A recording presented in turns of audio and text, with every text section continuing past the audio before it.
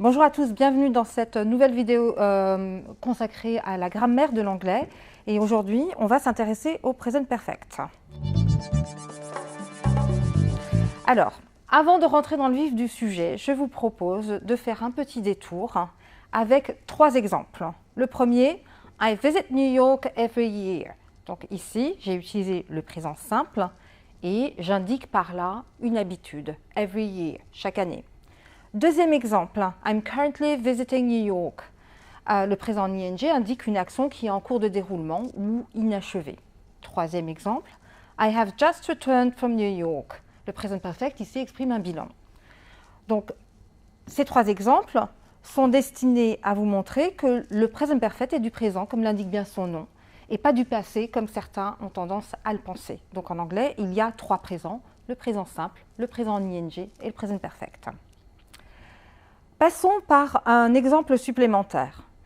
Si je veux dire que je connais quelqu'un depuis 10 ans, en anglais, ça donne « I've known him or her for 10 years ». On note l'utilisation du present perfect et cet exemple me permet de souligner le fait que le present perfect permet d'indiquer parfois qu'une action qui a commencé dans le passé est toujours vraie dans le présent, mais ce n'est pas systématiquement le cas. Si je veux dire « Regarde, le sol est mouillé, il a plu ». Là, contrairement à l'exemple précédent, l'action qui a eu lieu dans le passé n'a plus cours au moment où je dis les choses. Je ne fais que constater qu'il a plu juste avant que je ne parle. Et en anglais, ça donne « Look, the ground is wet, it has been raining or it has rained ». Donc, avec cet exemple, on remarque que le present perfect permet de constater dans le présent les conséquences d'une action dans le passé.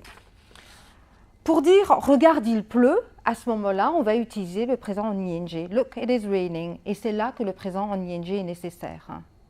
Mais en revanche, si je veux dire « je vis à Paris depuis 30 ans », à ce moment-là, je vais utiliser le present perfect en ing. I have been living in Paris for 30 years.